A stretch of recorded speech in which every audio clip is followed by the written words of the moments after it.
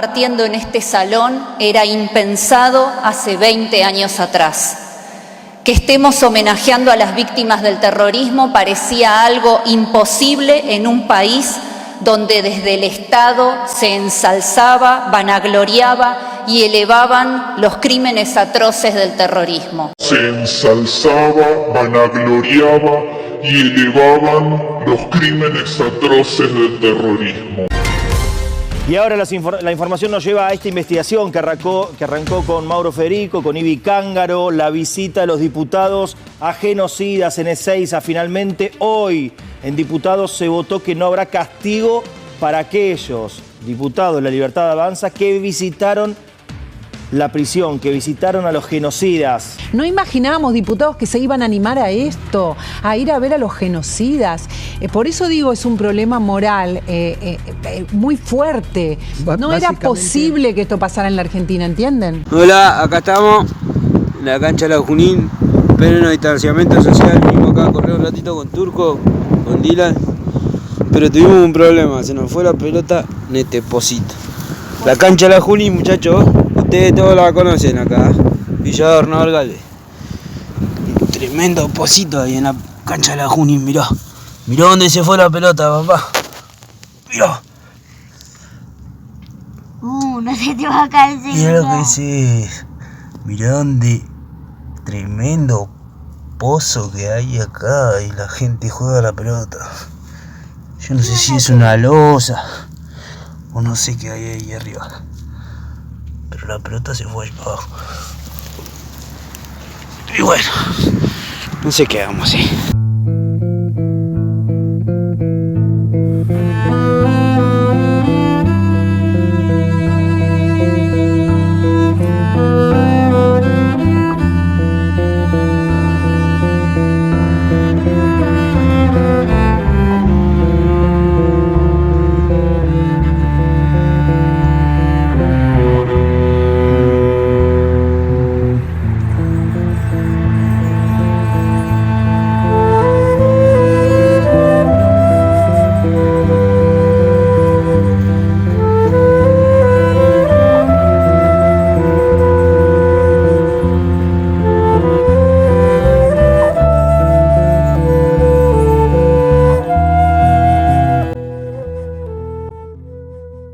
La oscuridad del pozo de la Junín echó luz sobre un secreto que el poder económico, político y militar viene guardando desde hace más de 48 años.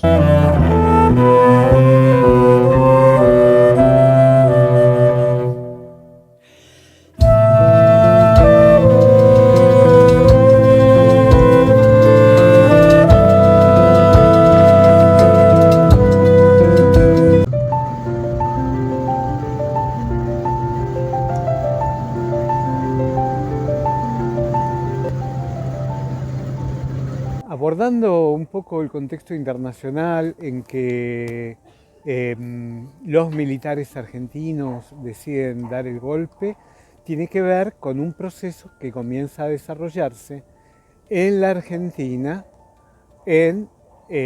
particularmente a partir del Cordobazo, que a su vez venía de otras situaciones que internacionalmente tienen que ver con el proceso de la Revolución Cubana, lo cual planteó que los pueblos de América Latina tenían la posibilidad real de acceder al poder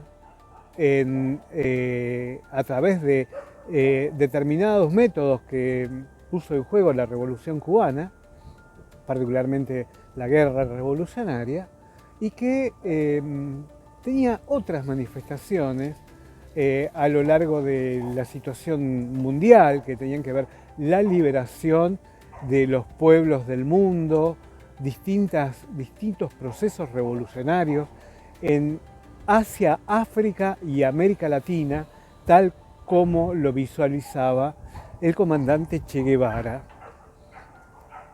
El mismo Mayo francés significó un faro, una misma referencia a este proceso, a estos procesos que vivíamos nosotros como jóvenes, como preadolescentes, en mi caso, en aquella época, que un mundo que tenía su expresión en la cultura con los Beatles y con un sentido humanista, profundamente humanista y solidario.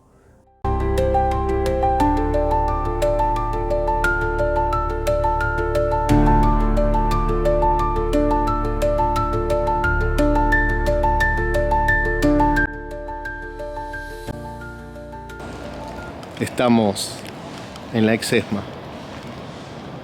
¿Qué otro lugar para hablar del contexto?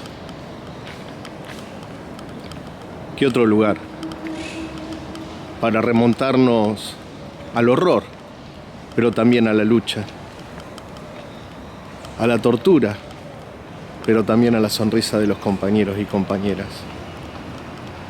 a la más terrible violencia y también a los sueños, a la más terrible violencia y también a los sueños de miles que querían cambiar el mundo.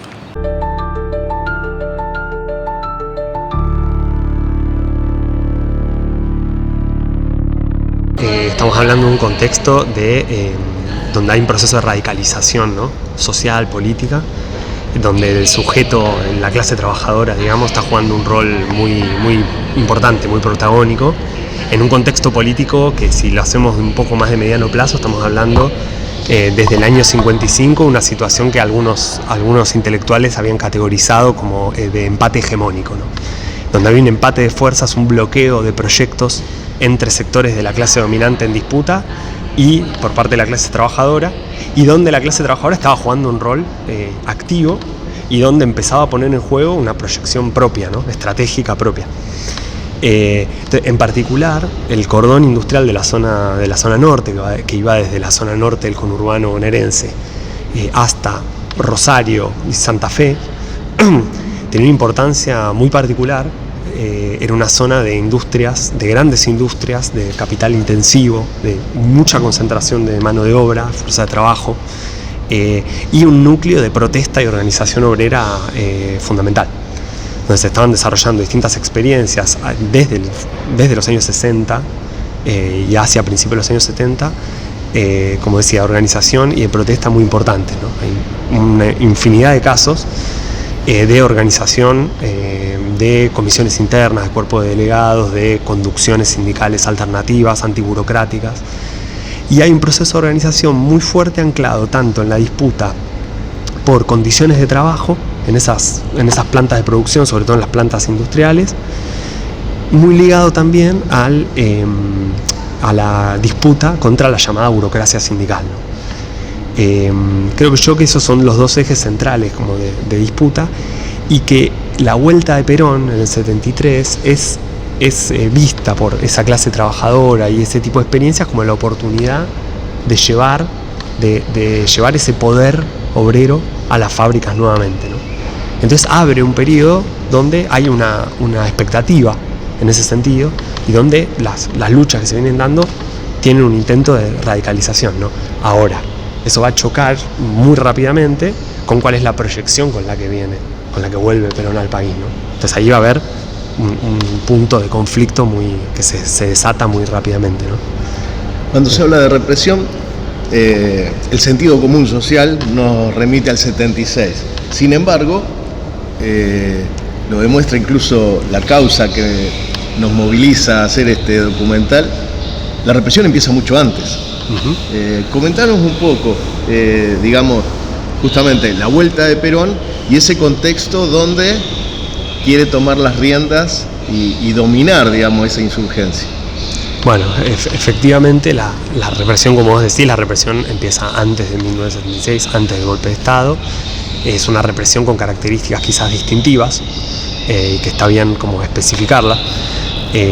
Uno puede nombrar diferentes hitos desde la vuelta de Perón, tanto en el plano estrictamente represivo, policial, militar, como incluso desde el plano laboral, porque la represión al movimiento sindical y obrero también se da desde el plano laboral. Entonces, por ejemplo, hacia fines de 1973 tenemos una reforma de la ley de asociaciones profesionales regresiva para las organizaciones del movimiento obrero combativas, porque estiraba los tiempos de las conducciones sindicales, facilitaba formas de intervención de las cúpulas sindicales ante seccionales que podían ser díscolas. Eso a fines de 1973. En 1974 se aprueba una ley de seguridad, la 20.840, que permite, que otorga penas bastante abruptas para todo aquel que altere el orden institucional de diferentes maneras e incluso todo aquel que robe materias primas en los espacios de trabajo, afecte maquinaria. Es decir, se empieza a castigar específicamente, se busca castigar desde leyes de carácter penal la conflictividad laboral. Y a partir de ahí también se castiga a quienes continúen con conflictos laborales que sean declarados por el Ministerio de Trabajo como ilegales, ¿no? Entonces hay toda una serie de reformas legales en distintos planos que van a ir yendo hacia un intento de contención y represión de esa insurgencia de la clase trabajadora, ¿no? Y van a afectar muy específicamente a las experiencias del cordón industrial del norte. ¿Y cómo se expresó, digamos, esta represión que es, seguramente, y hay investigaciones que ustedes han realizado en relación a la participación patronal, ¿no? La participación empresaria en la represión? ¿Cómo se expresó eso en el cordón de zona norte que vos estudiaste? Bueno, efectivamente, entonces la represión, esto que venimos conversando, esta represión se va a ir acentuando, va a ir increyendo, va a tener picos, luego de esto que te estábamos comentando del 74, va a tener picos en lo que fue, bueno, con el inicio del operativo Independencia en Tucumán y más en nuestra zona, en la zona que estamos hablando, con lo que llamó el operativo Serpiente Roja del Paraná, que fue un intento por disciplinar y ir contra específicamente la experiencia que se estaba dando en Villa Constitución, lo que fueron los villazos y las luchas antiburocráticas en la UOM de Villa Constitución y alrededor de la fábrica de Acindar, siderúrgica. Es decir, va a haber una profundización de esa represión y poco a poco también va a haber un involucramiento en ese proceso represivo cada vez más importante de las grandes empresas, las patronales de la zona, ¿no? Por ejemplo, ya para el año 75, las grandes empresas de toda la zona del cordón industrial denuncian lo que ellos llaman la mayor injerencia sindical en las condiciones de trabajo, lo que denuncian como el ausentismo laboral, entre comillas, hasta llegar a denunciar un complot subversivo en las industrias de la zona, que eso va a ser lo que dé pie al gobierno de Isabel Martínez de Perón para encabezar ese operativo de Serpiente Roja, ¿no? Es decir, el involucramiento de las patronales en los intentos de disciplinar y reprimir a las experiencias de la clase trabajadora ya se da desde previo al golpe. Y a partir del golpe, y ya con la organización de la sistematización de lo que fue el terrorismo de Estado a nivel, digamos, nacional, el involucramiento patronal va a estar claro en una serie, en una cantidad muy grande de lo que llamamos desde hace mucho tiempo que se viene investigando este tema, de prácticas empresariales represivas, es decir, formas en que las direcciones de las empresas se fueron involucrando en la represión hacia los colectivos laborales que venían de un proceso previo de disputa, de radicalización y de conflicto. Se han investigado durante muchos años, en realidad las denuncias sobre ese involucramiento empresarial en la represión vienen desde el inicio de los juicios, desde el inicio de los testimonios en la CONADEP, por ejemplo. Ya en la CONADEP figuran las denuncias, por ejemplo, un caso paradigmático de la Ford, de Pacheco, de cómo fue su involucramiento en el proceso represivo, de cómo en el quincho de la Ford se torturaba a trabajadores desde antes del golpe del 76, habían sido detenidos delegados en el quincho mismo de la empresa, del predio de la empresa en Pacheco. Bueno, esas denuncias están desde el principio de los juicios, continúan dándose en las distintas instancias judiciales que se van armando y se van visibilizando cada vez más casos, ¿no? Se han investigado de la zona norte del cordón industrial muchos casos donde se ha evidenciado distintas maneras en que las patronales y las direcciones empresariales se han involucrado en la represión, aportando logística, haciendo listas negras para aportar a las fuerzas represivas que luego detuvieron, secuestraron, persiguieron a esos trabajadores, habilitado espacios propios de las empresas para el secuestro y la tortura de trabajadores, como se dio en la Ford, pero se dio en otras empresas también, en las empresas de Techín, en el caso de Asindar, en Villa Constitución, donde el albergue de solteros que funcionaba en el predio de la fábrica se convirtió en un centro clandestino desde el operativo Serpiente Roja, o sea, desde el mismo 1975, está demostrado que funcionó como centro clandestino, ese lugar, uno de los primeros en las grandes fábricas. Decía, el aporte logístico, aporte de información, el secuestro de trabajadores desde sus lugares de trabajo, es decir, permitidos por las propias direcciones de las empresas. Es decir, el involucramiento de militares en los directorios de las empresas, o sea, el permiso de los directivos de las empresas para que militares se incorporen a los directorios. Eso también pasó en el caso de Asindar, por ejemplo, donde luego de que de Martínez de Oz pase a ser ministro de Economía, Alcides López Aufranc, un militar muy reconocido que había participado de los bombardeos a la Plaza de Mayo, de la represión al Cordobazo, se hace cargo de la empresa, forma parte del directorio de la empresa.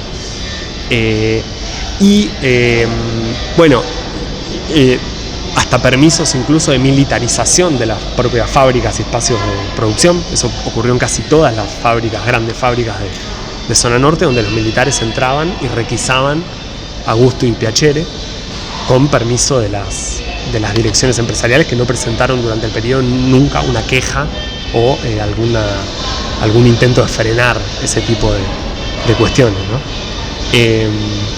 Se han profundizado investigaciones de este tipo de prácticas y lo que llamamos esta responsabilidad empresarial en la represión contra los trabajadores en numerosas fábricas: Asindar, Dalmine-Cierca, de Techín, Ford, de Pacheco, los astilleros Astarza en Tigre, las ceramistas, los Aduri Catáneo. Esta línea de investigación se hace a nivel nacional, es decir, existen casos en todas las partes del país donde se ve involucramiento empresarial, pero en el cordón industrial de zona norte es particularmente evidente en estas grandes concentraciones fabriles ese involucramiento, ¿no?, de las empresas en el proceso represivo. Y es un proceso que se daba en todo el país, ¿no? Porque tenemos la ofensiva contra Obregón Cano en Córdoba, digamos, la toma de la gobernación, ¿no? Y en provincia de Buenos Aires también, ¿no? Y cómo de alguna manera hay una articulación, un tándem, digamos, pareciera entre empresarios, militares y burocracia sindical, ¿no? Sí, efectivamente se va conformando una alianza entre distintos sectores, una alianza represiva, digamos. Las investigaciones más, digamos, que hasta este momento han llegado a mayor profundidad, caracterizan a una alianza militar empresarial, donde efectivamente en algunos casos van a participar elementos de lo que llamábamos la burocracia sindical, ¿no? Casos como de la UOM en determinadas seccionales, donde hay una participación activa en la represión. Caso de, por ejemplo, Gregorio Minguito en la seccional de Vicente López de la UOM. Casos reconocidos como el caso de Lesmata, ¿no?, de la dirección de José Rodríguez, participa activamente en los inicios del proceso represivo.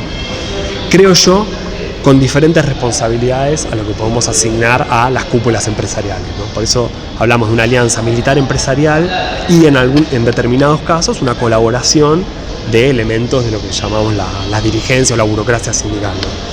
Pero con responsabilidades diferentes, creo yo, ¿no? Son niveles, por lo menos en mi interpretación, son niveles diferentes de responsabilidad.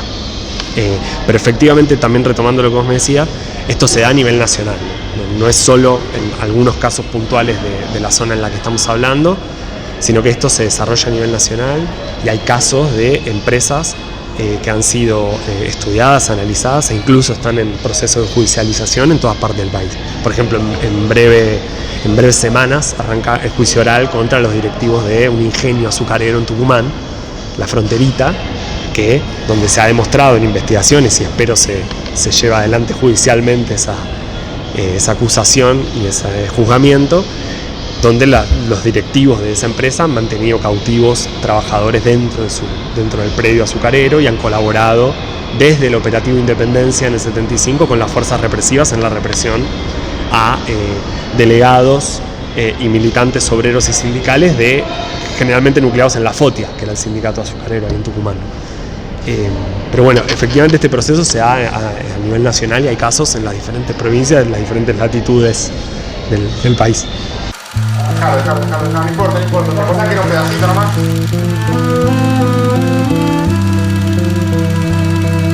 Pues todo así ahora.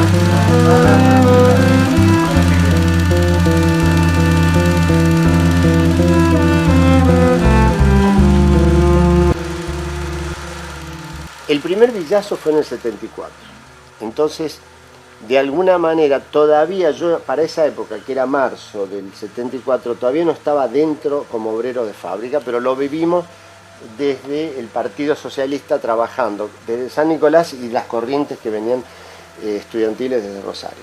Cuando se intenta recuperar el sindicato que estaba intervenido, la Unión Obrera Metalúrgica agarra y dice, no, en Villa Constitución no corresponden elecciones porque no es una seccional independiente, entonces las elecciones no se van a hacer. Entonces, ante semejante fraude, llamarlo así, o ante semejante maniobra de la burocracia, la reacción fue inmediata, pero te quiero contar que las reacciones no salen de la nada, salen de esa bronca acumulada de años.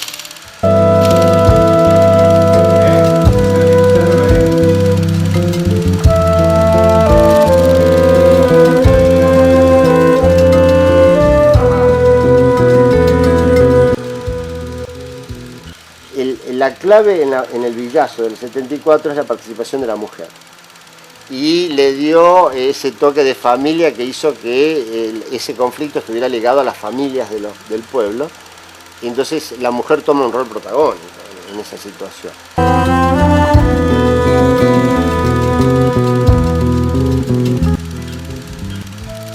El gobierno del Perón de la época recibe esa firmeza y sabía que el movimiento obrero estaba decidido a llevar adelante esa toma, inclusive con rehenes e inclusive rodeando a los rehenes con tanques de nafta, y fue un triunfo casi inmediato, te puedo asegurar.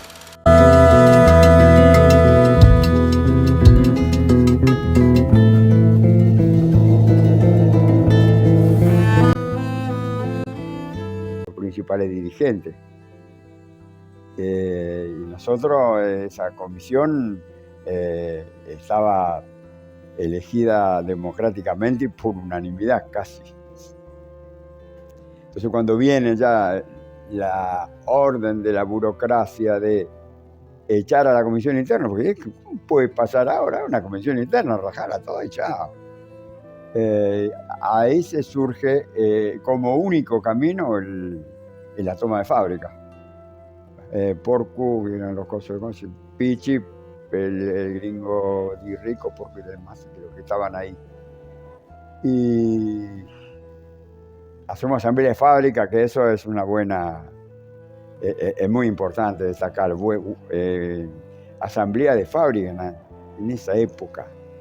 Y bueno, nos juntamos ahí, miles de compañeros todos ahí adentro, se resolvió tomar la fábrica. Bueno, habrá sido propuesta de Pichi, propuesta de Tosco, no sé de quién miércoles fue, de tomar la fábrica, pero como un camino de lucha, sin otro camino, porque nos sacan los dirigentes que nos habían llevado a tanto beneficio, a tanta confianza, tanto que teníamos en ellos. Bueno, de ahí sale la toma de fábrica y empieza la negociación. Queremos elecciones, queremos que reintegren a los compañeros y queremos elecciones democráticas. Y ahí surge una negociación, después hay unos primeros días de toma, 4 o 5 días de toma, dijimos, bueno, el lunes si no se cumple esto, tomamos de nuevo. Parece, mirá, una cosa sencilla, ahora llegás a salir de la fábrica, te ponen un ejército, no entra más. Pero quedamos todo ahí, bueno, el lunes no se cumplió el pacto que habíamos acordado, otra vez la toma de fábrica. Nosotros en la toma de fábrica, después esto se maneja como uno o le da la mirada que quiere. A mí, cuando fui a declarar, me preguntaban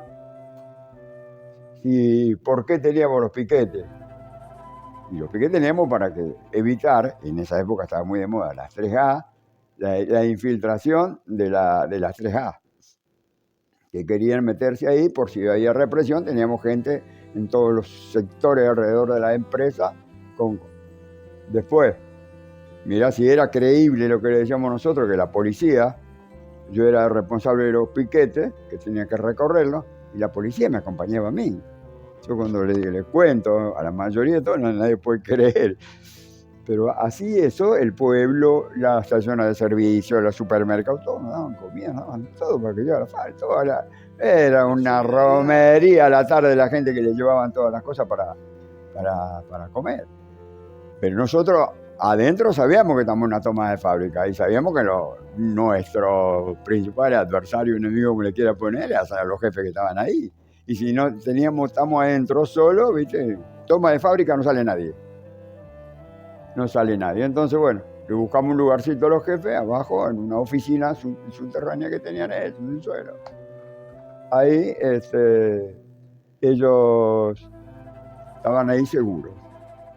Nosotros, bueno, después todas las versiones que se conocen ya, digamos, que las puede dar por hecho, y también me preguntan ante el juez ahí, la acusación de Hacienda, le digo, no, nosotros, no es cierto eso, que había combustible, había tanque de agua nada más, y si los jefes podían salir, por supuesto que podían salir. Una toma de fábrica, quedamos todos adentro, eso lo sabemos todos, quedamos todos adentro. Después cada uno podía salir, sabía su compromiso de volver nada más, porque es una toma de fábrica. Planteado medio en esos términos,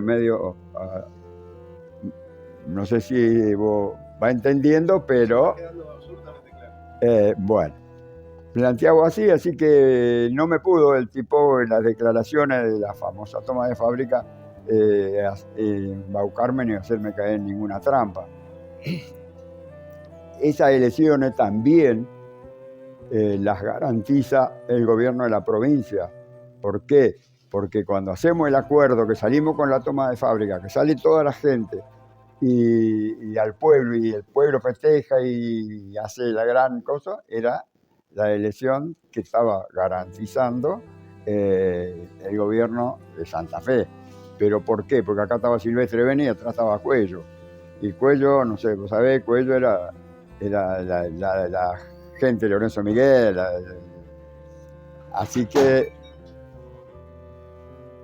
ellos garantizaron, de alguna forma, Silvestre Beni garantizó esas elecciones. Esas elecciones se hicieron en Villa, donde nosotros tuvimos 10 días dentro, mandó 30 Pumas, estaba ¿cómo se llama? Un ministro de Rousseau, así, mandó 30 Pumas para que repartiera y que no vaya a haber ningún problema de un asalto de la derecha ahí. Así que yo manejando milicos. Vos andate allá, vos ponete acá, vos ponete allá, todos los milicos. Bueno, y las elecciones tuvimos 10 días dentro encerrados y fueron garantizadas por este gobierno de la provincia. A nivel de Buenos Aires no querían hacer bolsa, mandaron 4 tipos del Ministerio de Trabajo de Buenos Aires y uno de acá de Rosario. Y cuando vieron los resultados de las elecciones no pudieron hacer nada, ni para impugnar, no podían dibujar nada, porque era muy aplastante nuestro triunfo. Y fue así que a partir de ahí se eligen la nueva comisión y comienza a militar a nivel nacional. Ya la representación en Córdoba, con Tosco, en La Plata, con las siderurgias de La Plata, y cualquier tipo de conflicto, allá íbamos nosotros con nuestro granito de arena a aportar cómo se estaba peleando contra la burocracia de Lorenzo Miguel, las 62 organizaciones. Y bueno, y eso ellas estaban pergeneando algo, porque eso habían ya combatido a nivel nacional importantes luchas obreras como las de Córdoba. Acá, para mí, pergenearon esto y yo acabo esta barrida desde allá hasta acá. Totalmente de acuerdo, sí. Y que sigue siendo ahora igual, ¿viste? Sigue siendo igual. En aquella oportunidad uno tiene una mirada. hoy políticamente y ya por unos años encima tiene otra. Pero sí, nuestro enemigo eran los que nosotros conocíamos de ahí, de Caballo Henares, Acevedo, el otro que apareció después, Pellegrini, el jefe de personal, y Henares, el Caballo, el jefe de Relaciones Industriales, y así estaban. Había... Seguro. Y Martínez de Oca termina como siendo el ministro de Economía después del proceso militar. Y todo eso nosotros sigue siendo una lucha reivindicativa y todo de base, pero a su vez era nuestro enemigo. Eso. La empresa es la que comanda todo y hace todo. No tenemos una bandera política, ya está Lorenzo Miguel que viene con la banda. No. Los enemigos los tenemos ahí, son toda la empresa.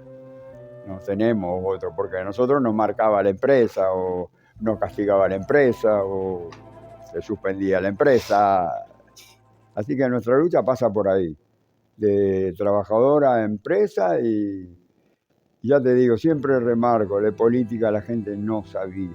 Hoy mismo ya casi le falta mucho, porque no intenta aprender política, me parece, o no tenemos el camino correcto para llegar a la gente con una buena política, y la gente prefiere, viste cómo te ponen todos los programitas ahí, el escalón, los 7 escalones, todas estas boludeces, y la gente se termina enganchando con todo eso, y la política no tiene idea, y el peor enemigo que tenemos es justamente la ignorancia política de todos los trabajadores, de todo el pueblo, de profesionales, de todo lo que sea. Ni los profesionales que dicen la cultura política te va a salvar, no la cultura de medicina, la cultura del que se interesa en la política, que es el único camino que hay.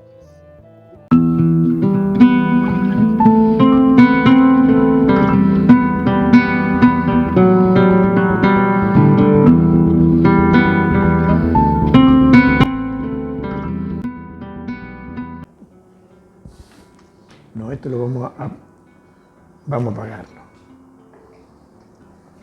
Bueno, quede como cebador. Está bueno, está caliente. Sí, y si querés lo caliente. Y amargo. ¿Sabés que vos siempre tomás mate? O... A la mañana. ¿Solo mate? Sí, a la mañana es mate y a la tarde café. La burguesía y los partidos políticos, el ejército, las fuerzas del sistema, ellos habían intentado muchas variantes para encauzar políticamente el capitalismo argentino sin el peronismo y habían fracasado. Y ahora, bueno, se decidieron finalmente, no nos queda otra que recurrir a Perón. Y era la carta. Era la carta final, digamos, políticamente era la carta que les quedaba. Y bueno, vino Perón y ganó las elecciones Cámpora y después ganó las elecciones Perón con el 62% de los votos. Pero en lugar de apaciguarse el movimiento de masa, cobró un nuevo auge, sobre todo a partir del año, justamente del año 74. Y las luchas en Villa Constitución fueron parte de ese auge de las luchas obreras. El proceso de la lucha de Asíndar fue un salto cualitativo políticamente de toda una base obrera que estaba pura, virgen, y que nunca supimos que estábamos produciendo un hecho político, y en realidad era muy importante lo que estábamos haciendo en política.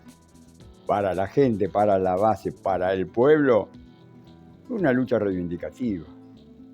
Nosotros, dentro de la empresa, de la fábrica, solo buscábamos tener dirigente honesto, que nos representaran en cuanto a las mejoras que se pueden lograr dentro de una empresa.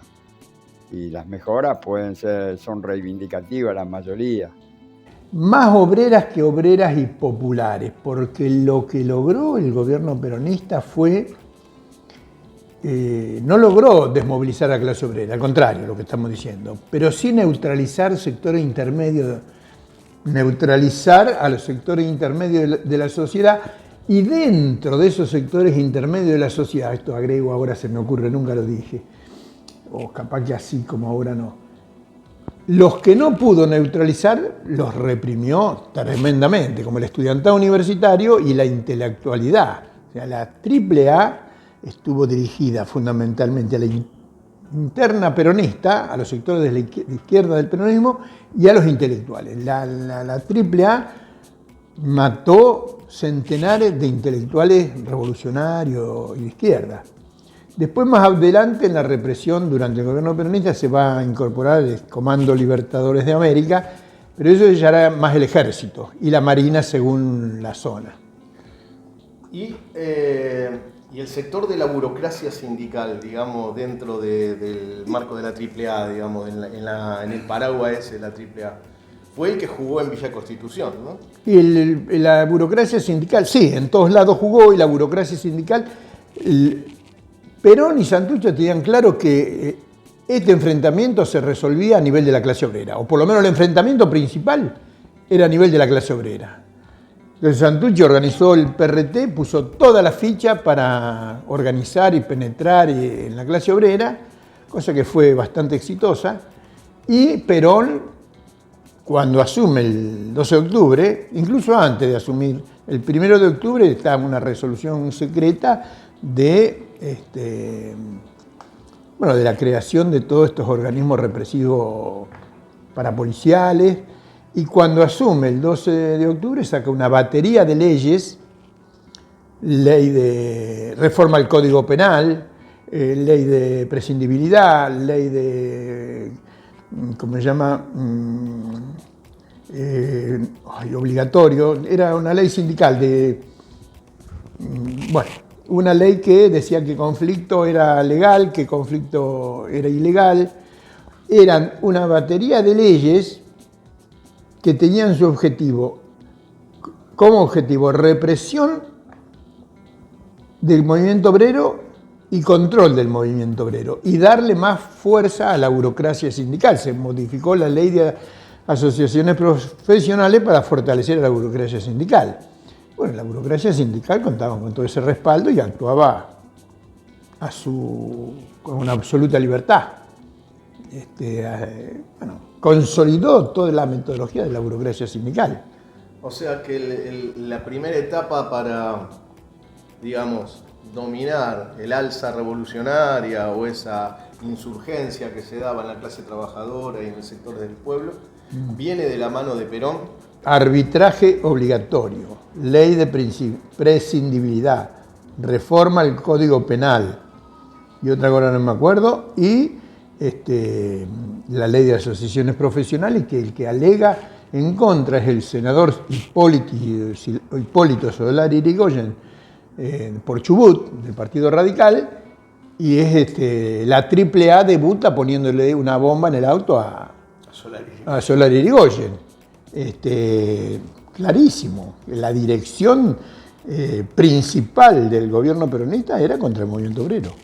Pero eso es innegable, pues están las leyes que aprobaron. Y el inicio de operaciones de la AAA. Ya Perón había dicho en el 73 que había que crear un Somatén argentino, es decir, una fuerza parapolicial para actuar sobre los sectores díscolos, digamos, revolucionarios más que díscolos, porque ya a esa altura del partido el nivel de la lucha de clase había avanzado bastante. Y de alguna manera tenemos luego una profundización de eso, luego la muerte de Perón, ¿no? Porque la ofensiva sobre Córdoba, sobre la gobernación de Obregón Cano, Videgaín en Buenos Aires y sobre el clasismo en todo el país, ¿no? Sí. El que toma un aceleramiento es la actuación de la AAA, mata mucha más gente. Como dice, me acuerdo porque una compañera muy sabia, Inés Izaguirre, socióloga, que se manejaba mucho con los datos, dice que durante la vida de Perón la AAA mató 40 y pico de personas. Y bueno, en total mató como 1000 y pico. O Claro. sea que como que Perón la tenía controlada, dijo ella. Yo no estoy muy de acuerdo.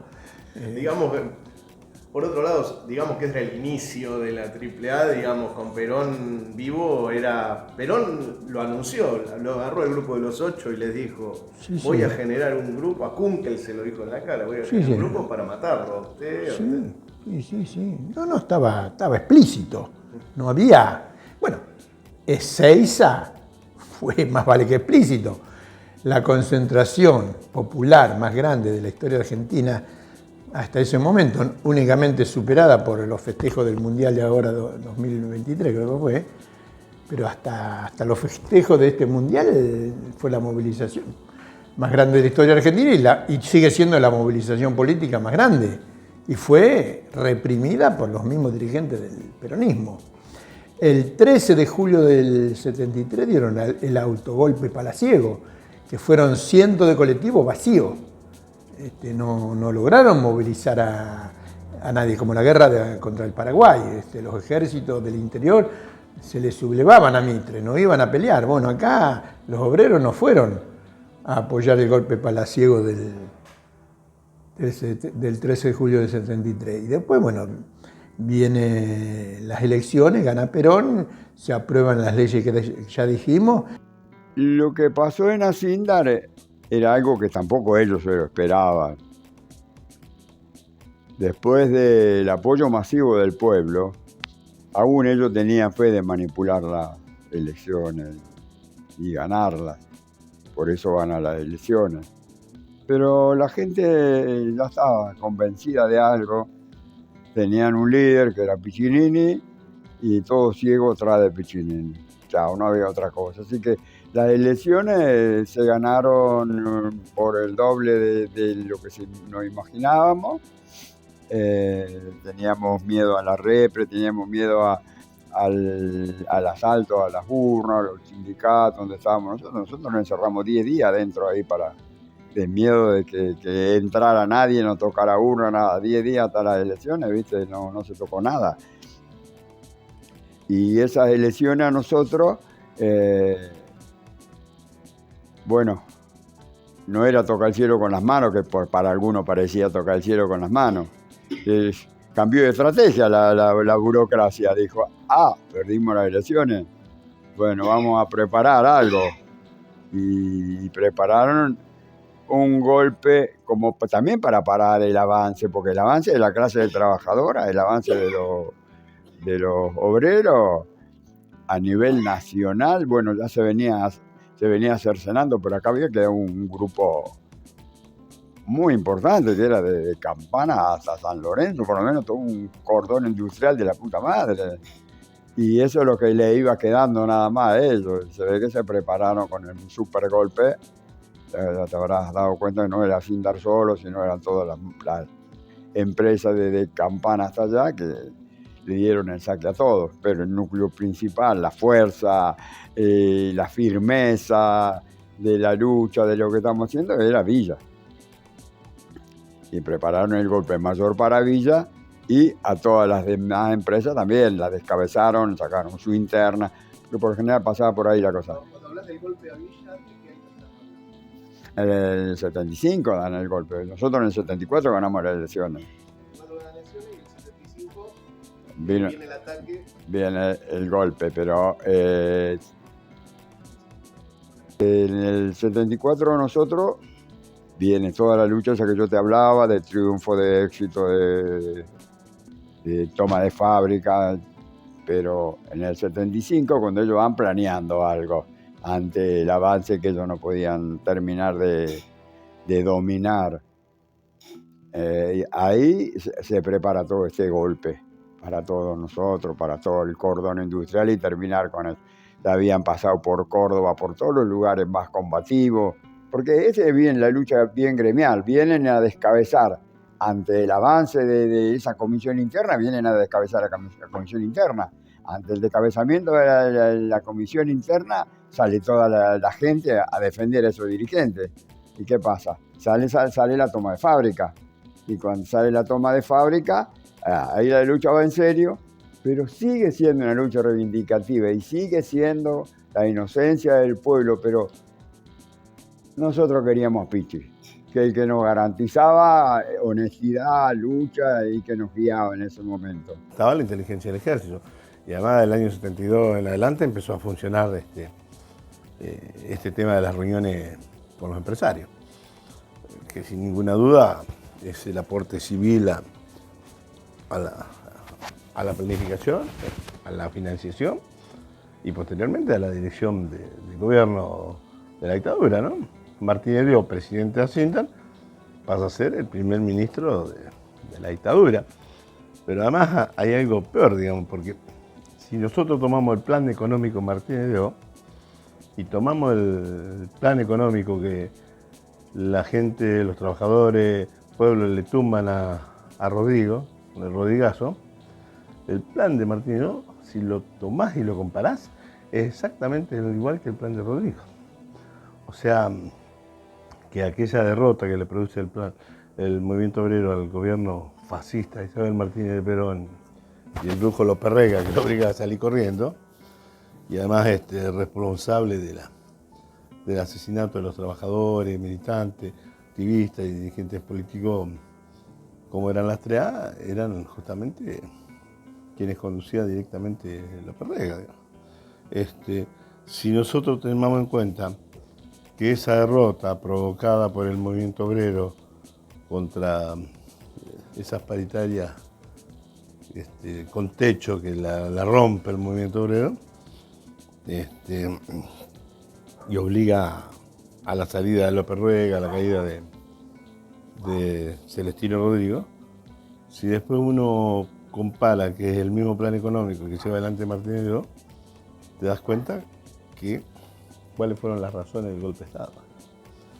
Aunque realmente no era el argumento de la lucha subversiva, en realidad era un condicionamiento del imperialismo de que había que producir un traslado fenomenal de recursos de la clase obrera y la clase media hacia los grupos más concentrados y hacia el imperialismo.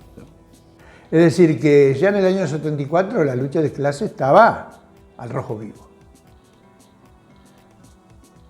En este marco, digamos, se suele hablar de muchos actores en esta lucha de clases, ¿no? Pero no se suele hablar del empresariado y el rol que jugó la burguesía, las empresas y las direcciones de las empresas en la represión.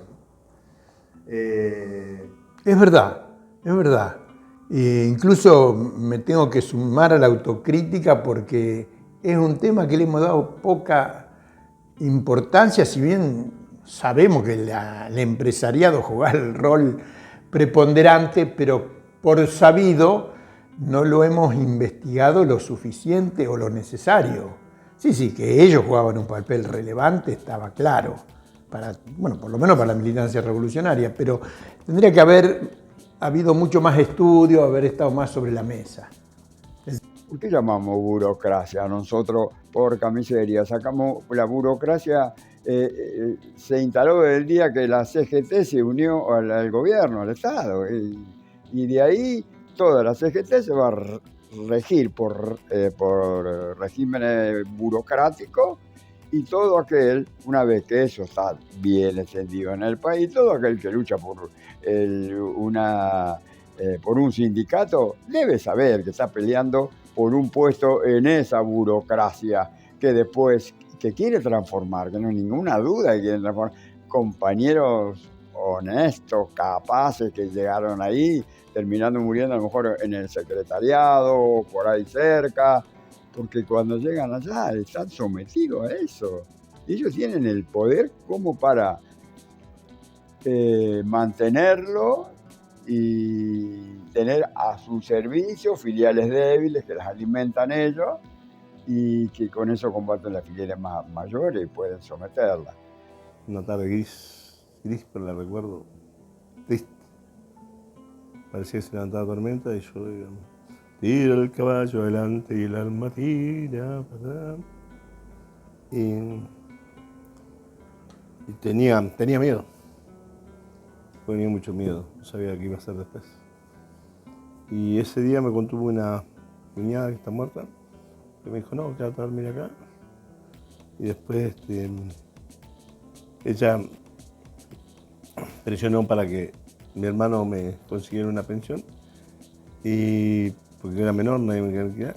Y tuve un tiempito ahí, pero... ¿Estás hablando de la compañera de Oscar? No, la compañera de Ricardo, que ella estuvo presa también. Ricardo también estuvo preso, por portación de apellidos, claro. La verdad que el 25 de agosto del 75 fueron a buscar a mí para matarme. Tenía 16 años y yo había ido a tomar unos mates de un viejo cuando vi que aparecía. ¿Ya estabas en la Juventud Ibarista? Sí, en aquel momento no estaba la Juventud Ibarista, se crea después. Estaba la Juventud del PRT y estaba la discusión si era Juventud sanmartiniana o Juventud Ibarista. Pero ya estabas en la militancia. Sí, yo inmediatamente, ya de los 14 años militaba activamente, plenamente. Me incorporé muy chiquito al partido. Realmente, y como cuando yo me voy de la iglesia, el día que me expulsa de la iglesia, Citelli se equivoca, porque me expulsa por una estupidez, digamos, desde mi punto de vista.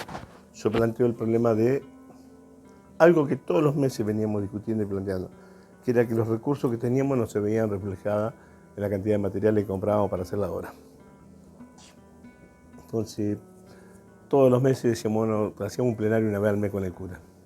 Este mes se lo vamos a plantear, y nunca se lo planteaban. Ese día se iba a la tarde, el sábado a la tarde, yo levanté la mano y digo, padre, acá hay una inquietud en la juventud sobre la administración de los recursos. Era el más chico de todo, el más chico de todo. No sé qué tenía que opinar, si los otros tenían 17, 18, 20, 19 años. No pensé que me iba a escuchar, porque siempre me ponía como ejemplo de conducta, de compromiso. Digo, lo que queremos es que alguien de la juventud participe en la administración de los recursos. Y ahí se paró enardecido y me dijo, si estás dudando de José, estás dudando de mí. Pero no es que no era que yo dudaba, sino que entendía, José tenía la fábrica heladera Signo, para la cual yo trabajé. Yo lo que entendía es que el tipo tenía la cabeza en otro lado, importaba de carajo la construcción de la guardería, por lo tanto, no buscaba precios, digamos. O en todo caso, compraba a los amigos, ¿no? Y que nosotros podíamos lograr un mejor rendimiento de los recursos si buscábamos precios. Y no dudando de la honestidad. Y Citelli lo tomó como que yo dudaba de la honestidad, me dijo, parate, porque a partir de este momento estás expulsado de la Juventud de Acción Católica y de la Iglesia. La verdad que para mí fue un golpe duro. No esperaba esa reacción de él, porque además yo lo quería mucho. Nunca me había tratado así, a los gritos, parado, enardecido. Me paré, soy el 10º de los hermanos. Siempre lo más grande te quieren disciplinar, entonces yo no estaba acostumbrado a pedir piedad. No pedí piedad, me paré. Y cuando me paro, había más de 300 pibes y te le dice, párense, todos los que piensan como él, párense porque están expulsados. Y se pararon unos 80 pibes. ¿No? Aquel día nació el militante. Ese día Citelli se equivocó. Ese día nació el militante. No. Porque salimos caminando en silencio, caminamos 100 metros por Mendoza. Los 80 juntos. Sí, íbamos todos en silencio. Cuando llego a la esquina yo veo un cartel que dice, aquí se construirá la vecinal Nuestra Señora de Itatí. Y me saltó el indio adentro. ¿Por qué nos vamos a ir para nuestra casa? ¿Porque lo dice Citelli? Ahí está el cartel de la vecinal. Hacen las mismas cosas que nosotros para ayudar a mejorar el barrio. Vamos a pedirle de trabajar con ellos, ¿no? ¿Qué nos va a mandar para nuestra casa Citelli? Todos estuvieron de acuerdo. Yo sabía que al lado del terreno funcionaba en la casa de Don Moreno, funcionaba la comisión directiva de la vecindad. Digo, es sábado a la tarde, se reúne los sábados a la tarde. Golpeamos las manos, sale y me atiende un compañero, Víctor Segovia, que falleció de un infarto, obrero del SWIFT, delegado del SWIFT, y era el PRT, ¿no? Yo no sabía que era el PRT. ¿El PRT dirigía la vecindad? Compartía la dirección de la vecindad. Ajá, era el vicepresidente. El presidente era el PCR, PCR, ¿no? Un PCR medio light, digamos, ¿no? La cuestión es que había peronistas, ¿no? Pero no de Montañés, sino peronista común y del espejo. Entonces, sale él, mirá, venimos, queremos hablar con la comisión directiva, nos echaron de la Junta de Acción Católica, queríamos ver si ustedes nos permiten trabajar. Se espera un momento. Y salieron más de 30 personas a aplaudir, ¿verdad? ¿No? Dijeron, mira, la vecinal tiene contemplado en su estatuto la juventud, pero no tenemos juventud o no teníamos jóvenes. Así que los invitamos mañana a las 10 de la mañana a que vengan, que vamos a elegir la comisión de la juventud. Desde ya están incorporadas a la vecinal, pero vamos a elegir la comisión de la juventud. Y al acuerdo del estatuto nuestro, el que sale presidente de la juventud participa automáticamente en la comisión directiva de la vecinal. Bueno, nos fuimos contentos, ya teníamos un lugar para trabajar. El otro día caímos para ni una idea, ni hablé con él, se me ocurrió nada. Bueno, no solo estábamos nosotros, se ve que había más pibes que se habían convocado los militantes de la vecinal. Y habla el compañero Segovia y dice, mira, nosotros en realidad hemos estado discutiendo y hemos hablado con nuestros hijos, los vecinos, los jóvenes, y estamos de acuerdo con que se conforme la comisión. Y nos parecería bueno que sea el presidente, sea Héctor Medina. A los aplausos, todo el mundo de acuerdo. Era el más chico de todos, salí electo presidente.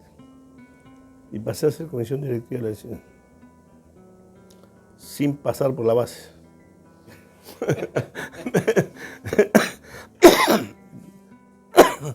Bueno, hay que decir, ¿no?, que era un momento muy efervescente. Muy efervescente, donde todo el mundo participaba. O sea, había un interés de participar, ¿no? En lo colectivo, digamos, muy diferente a hoy, que como que el individualismo está más a flor. En aquel momento yo tenía 12 años, cuando empecé a trabajar, estaba en una empresa, había empezado a trabajar como ayudante, cumplí 12 años, estaba en una empresa constructora, una obra grande, Fonave, digamos, tipo Fonave, y los compañeros paran, porque no les pagaban las quincenas. Yo en asamblea, paro, bueno, me dijeron, ¿vos parás? Yo no sabía por qué, todos paraban, yo paro. Así que a los 12 años me encontré parando sin saber por qué. Pero los compañeros me enseñaron que era porque no nos pagaban el tiempo y forma. Yo ni idea tenía que cuándo era la fecha de pago. Digo esas cuestiones que bueno, toparan. Tenía que ver con el momento, con el nivel de presencia, con el nivel de participación que se debatía mucho en todo lado. Digamos. Y te digo, cuando yo en la Juventud de Acción Católica era el que organizaba los torneos de fútbol para recaudar. Y se hacía en una cancha ahí enfrente, que estaba junto enfrente de la vecinal, donde está el terreno de la vecinal, que era la cancha de Chacarita. Entonces yo le propuse a la comisión de la vecinal que yo organizaba los torneos. Fue la primera venganza, así te limitaje todo el equipo a jugar para la vecinal. Fue la primera venganza que me tomé contra la Citel. Le saqué todo el equipo, una fuente de recaudación. El otro tema es que el Club Porvenir estaba abandonado. Yo le hablé con el tipo que vivía ahí, que era el síndico y sereno. Digo, yo planteo a la vecinal que lo tomemos, ¿qué te parece? Me dijo que sí. Y ahí yo planteé a la vecinal que tomemos el club y empezamos a hacer bailes los meses de verano. Después en invierno hacíamos torneos de truco, bocha, pero sobre todo empezamos a organizar los bailes y empezamos a recaudar plata para el desarrollo de la vecinal. Y para las losetas que construíamos, para hacer blog, para ayudar. Se compré una bloquera, hacer blog para ayudar a la familia. Y yo organizaba los bailes. Eso también, yo era un pibe. Don Moreno me dejaba que me daba la plata, yo compraba las bebidas, ¿no? Después me apelé, empecé a comprar cosas a consignación. Contrataba la policía, pagaba a Sadaíca, a Caspir, y contrataba a la banda que iba a tocar, con lo cual tocarían ser amigos viejos. Así que el viernes hacíamos baile, sábado hacíamos baile, Y el domingo a la mañana yo juntaba toda la plata, veía que teníamos para devolver de la bebida, o sea, agarraba una bolsita de nylon, me iba para Don Moreno y le rendía. Como que creciste muy rápido, ¿no? Como que, digamos, ¿tenés memoria así de juego de la infancia o como No, yo no jugaba. pasó, o que pasó la infancia así? No, yo no jugaba al fútbol. Organizaba los torneos, jugaba al fútbol, primero porque era el delegado que estaba organizando todo y controlando.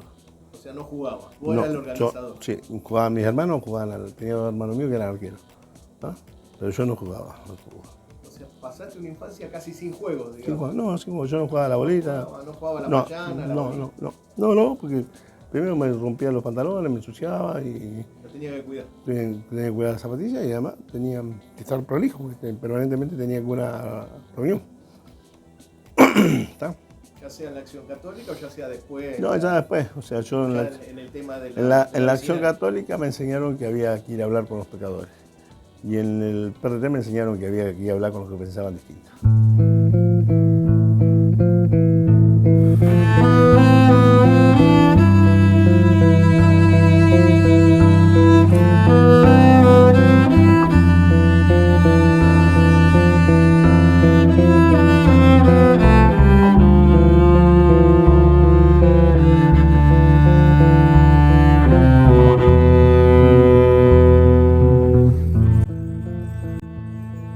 Perón había vuelto al país en el 73 y ya en octubre de ese año asumía como presidente.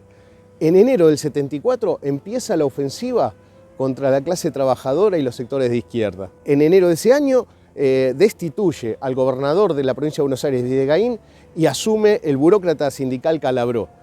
En febrero está la ofensiva en Córdoba, tanto contra el clasismo como contra la izquierda peronista. Destituyen a Obregón Cano y asume Navarro, junto con la AAA, Navarro, que era jefe de la policía cordobesa. En marzo del 74 está el ataque contra Villa Constitución, el intento de barrer a la dirección clasista, y eso generó una lucha muy, muy importante que se vio triunfante ese año, se mantuvieron los compañeros.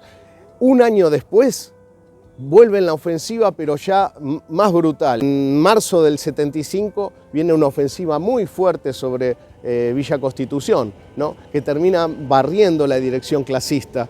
Pese a 2 meses de huelga, pese a una resistencia muy importante que se dio en Villa, lograron igual derrotar la huelga, derrotar a esa dirección clasista y a esos trabajadores e imponer la intervención, ¿no? Y luego en el año 76 vendría, en 24 de marzo del 76, el golpe y toda una historia mucho más negra aún. Y es ahí donde llegamos al tema de la causa de la Quinta de los Comandantes, ¿no?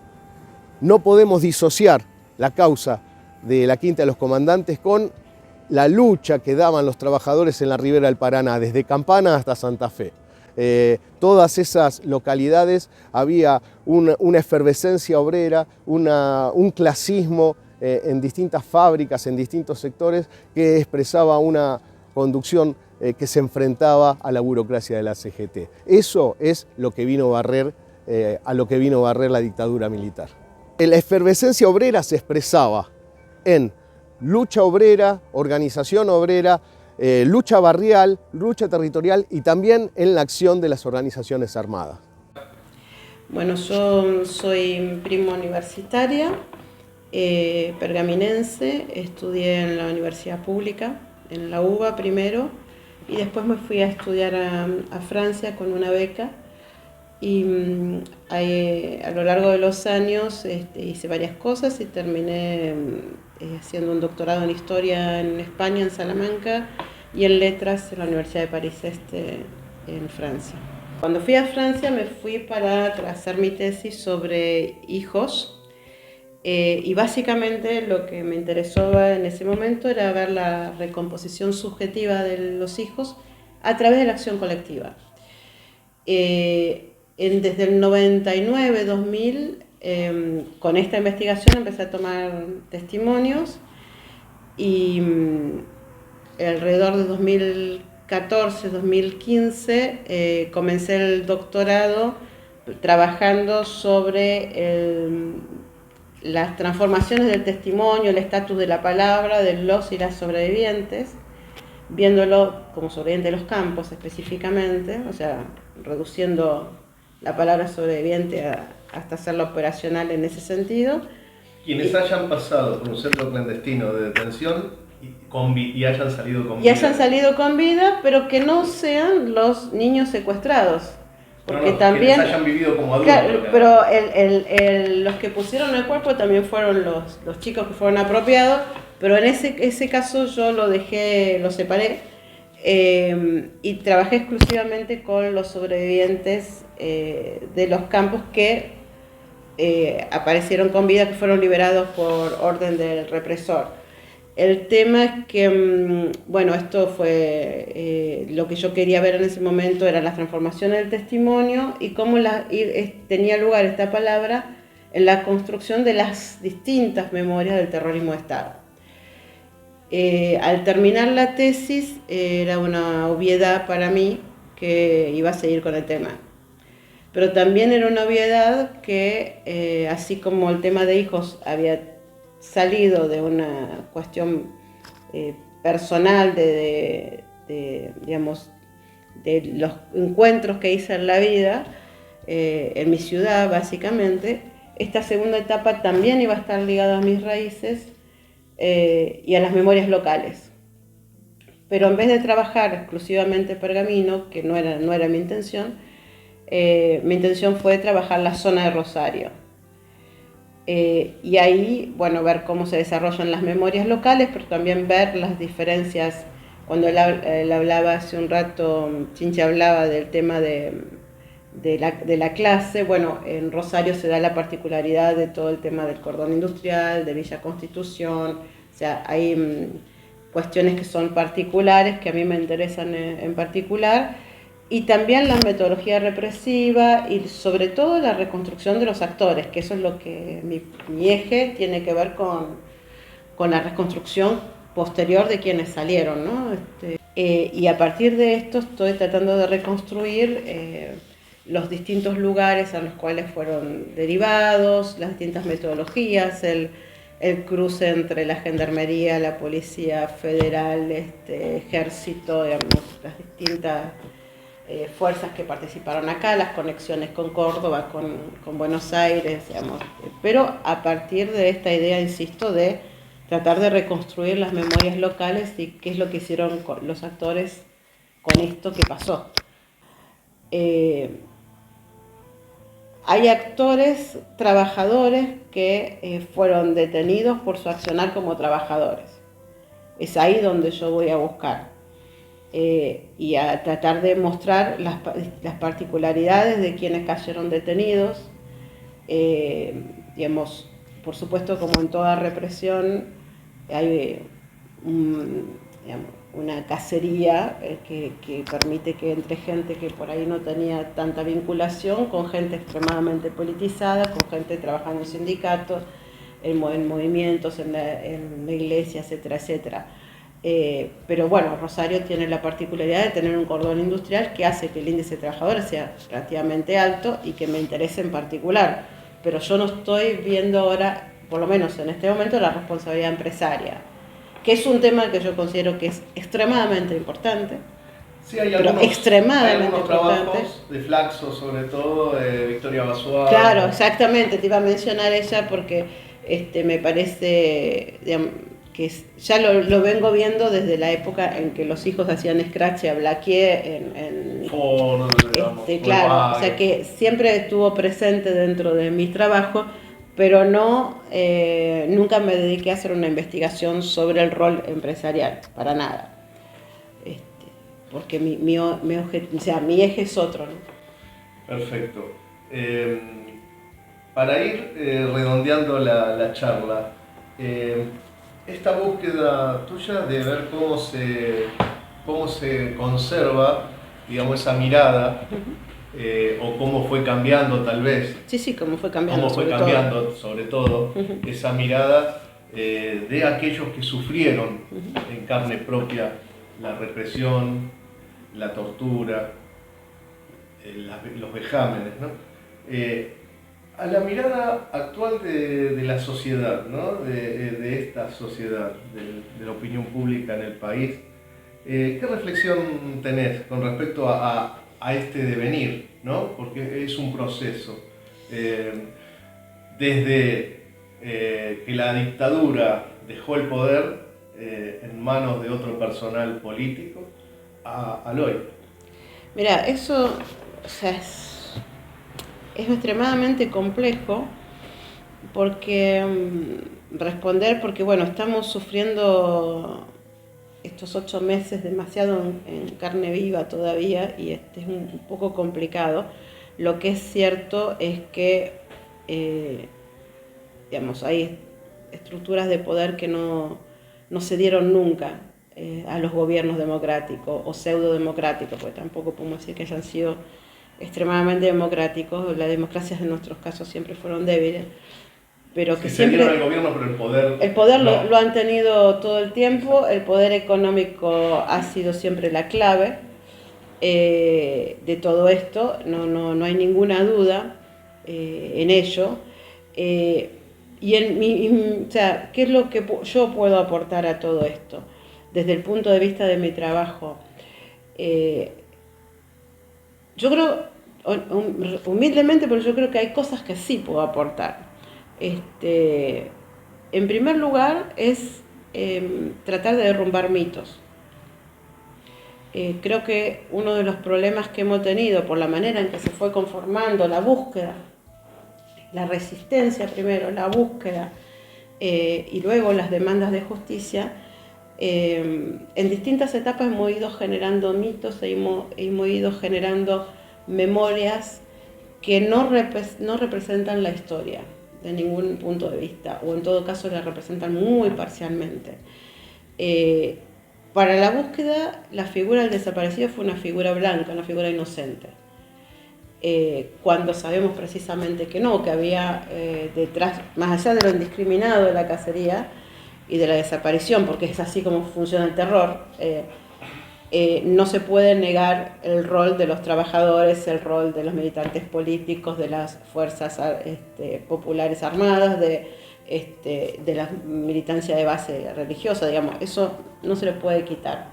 Y aun cuando se le puso luego con el tiempo una identidad política, se lo asumió como héroes.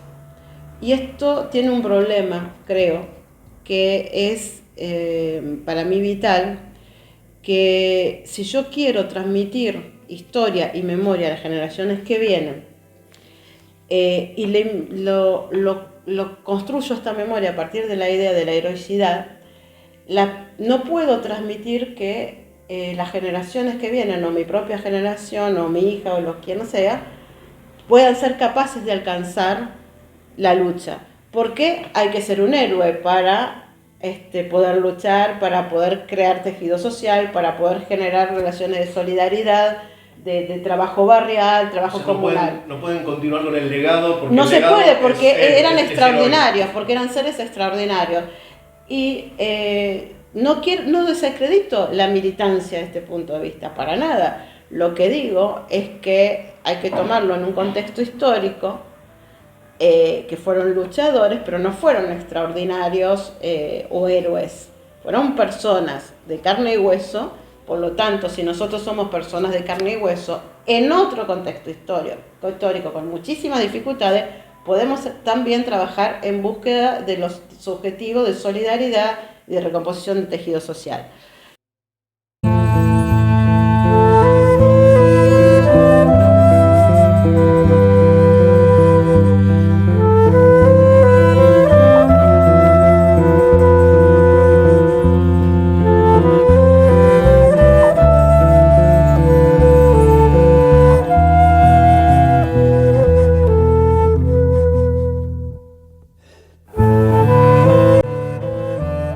¿Por qué la historia? Pasado y presente, ¿no? Y uno, qué sé yo, siempre va a la historia con inquietudes del presente, ¿no? O sea, no hay historia sin un análisis presente, sin un intento de comprender por qué estamos donde estamos. Y a mí en particular siempre me interesó la historia de la década del 70 porque entiendo que ahí se jugó uno de los últimos, hasta este momento, una de las batallas, digamos, más importantes en los intentos de las clases populares, de la clase trabajadora, por modelar un proyecto más propio, ¿no?, de país. Y creo que en parte la derrota de los años 70 es en parte lo que moldea nuestra realidad del presente. O sea, esa derrota ahí, a mediados de los 70, es lo que en parte determina que hoy estemos en esta situación, ¿no? La pobreza, las condiciones laborales tan malas, la desocupación. Vos, ahora tirando del hilo lo que estás diciendo, ¿no? Es lo que sucedió en los 70, en parte la responsabilidad de esos hechos, de esas situaciones, de lo que estamos viviendo hoy, ¿no? Es decir, que ese hilo nos ha llevado hasta acá. También en los 70, hablábamos hace un rato ahí en el barcito, de la responsabilidad empresaria de la dictadura. ¿Cuál es la responsabilidad empresaria en la democracia? Bueno, es interesante la pregunta porque efectivamente creo que en gran parte los responsables del genocidio y de la represión en los años 70 son en gran parte responsables de la miseria planificada, como decía Walsh, que existe hoy, ¿no? Hay una continuidad evidente. En el contexto actual es alarmante, digamos, ver cómo muchos de los representantes de las grandes empresas que, como estábamos hablando hasta hace un rato, colaboraron activamente con la represión, son directamente quienes ponen incluso funcionarios en el Estado, ¿no? Bueno, el caso hoy en día, el caso para mí más claro es el del Grupo Techin, que en sus distintas plantas sabemos el involucramiento que tuvo en la represión a sus obreros, en las distintas plantas, en la Ensenada, en Propulsora Siderúrgica, en Campana, en Dálmine Siderca, y hoy en día el Grupo Techin sigue siendo, a partir de los 70, es su momento de salto productivo, comercial, exportador, pasa a ser un grupo muy importante a nivel mundial, y hoy en día es el grupo que maneja YPF, la empresa con la que siempre estuvo digamos, asociado comercialmente, y quien pone todos los funcionarios de las carteras de energía y de incluso lo que hoy es la Secretaría de Trabajo, ¿no? Es decir, el nexo es muy directo. En ese grupo se visualiza como parte de esa conexión que decíamos, ¿no? O sea, esos responsables de abortar ese proyecto en los años 70, abortar esos proyectos revolucionarios de cambio social tan importantes en los años 70, son en parte quienes hoy administran este país tan desigual en el que estamos, ¿no? Este capitalismo dependiente y desigual en el que vivimos. Me trae lo que decía Rodolfo Walsh, ¿no? Que la clase dominante no quiere que tengamos memoria, no quiere que tengamos héroes, no quiere que tengamos mártires, quiere que empecemos de cero. Bueno, efectivamente creo que tenemos que dar esa batalla cultural. O sea, eso que ellos llaman batalla cultural es algo que tenemos que batallar, que la batalla por la memoria es parte de la lucha política también. O sea, efectivamente lo que decís vos, o sea, que no nos quiten esa memoria, que no nos quiten esos proyectos, que no nos quiten esa experiencia de los años 70, que es nuestra. Entonces me parece que es central pelear esa batalla cultural, me parece que es central pelear por la memoria, intentando eso, ¿no? Traer al presente esas experiencias, esos ideales, esos sueños por los que peleó toda una generación y que constantemente intentan tapar, ¿no?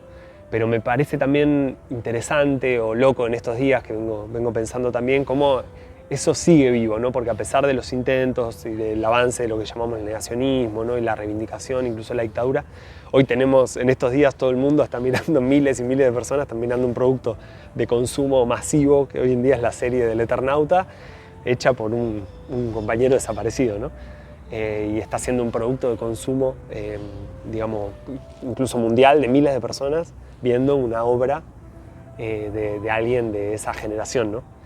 Entonces digo, no está perdida ni mucho menos, estamos en eso, creo que la batalla cultural es parte de lo que estamos, que es la batalla política, y es una batalla por la memoria, efectivamente, por apropiarnos de nuestra memoria, de nuestros muertos.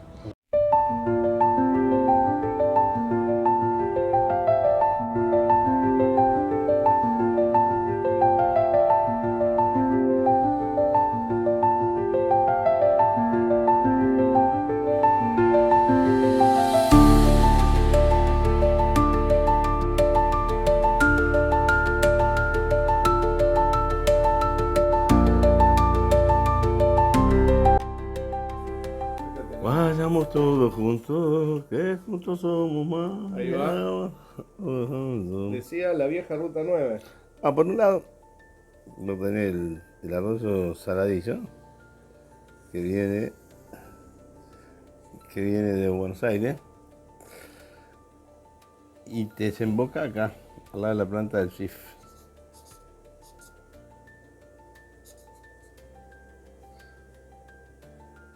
¿Sí? ¿Se quería subir? Swift. Claro, W-I-F-T. Ajá, así. Sí. Acá desemboca, acá está la planta del CIF. La planta vieja y la planta nueva está acá al lado. ¿No? La planta que automatizaron.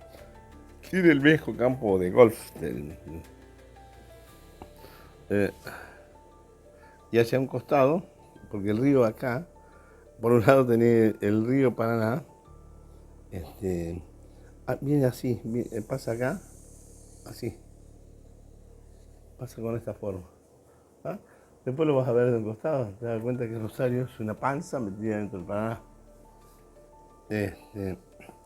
Y después tenés vos la vieja ruta 9, que está Villa, mucho más adelante, digamos, me quedé corto. Está Villa Constitución. O seguís,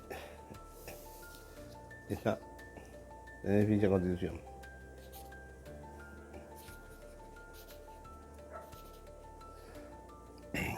Y acá tenés el puente que une Villa Gobernador, esto es Villa Gobernador Gable, perdón, sí, Villa Gobernador Gable, esto es Rosario. ¿Y Swift de Rosario, del centro Rosario, cuánto está más o menos? 14, 15 minutos. Pero esto es Villa Gobernador, ¿eh? También está en Galo. ¿Ah? Y acá también hay otro puente que cruza. ¿Ah? Ahora pasamos por ahí y te vas a dar cuenta. Esto es el Parque Regional Sur.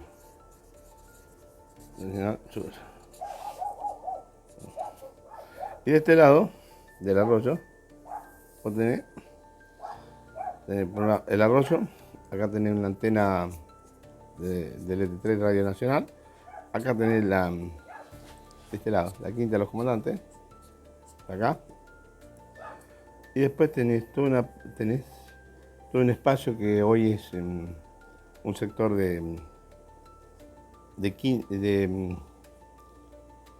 quinta, que no se usa, digamos, y acá es granja. O sea, todo este predio lo dividieron. Después tenés el parque regional, el parque camping municipal.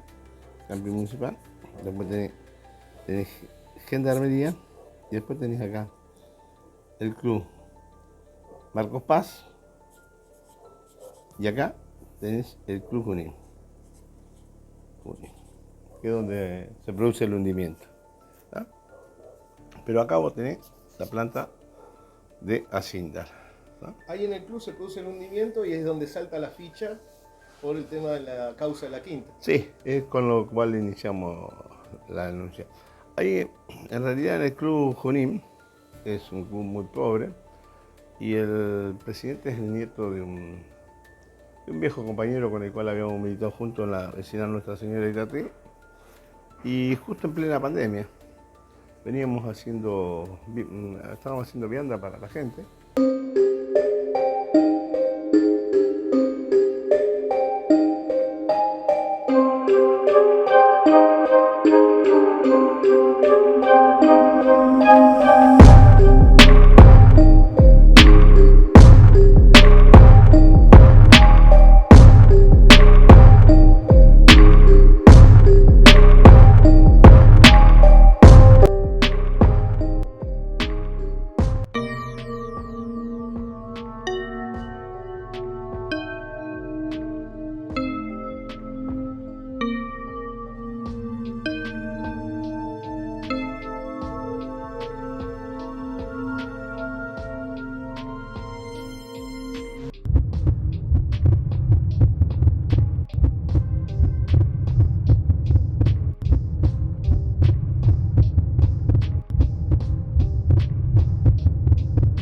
Y ahí estuvo Genaro Díaz Besone, pero ahí estuvo Viola como comandante y posteriormente Galtieri.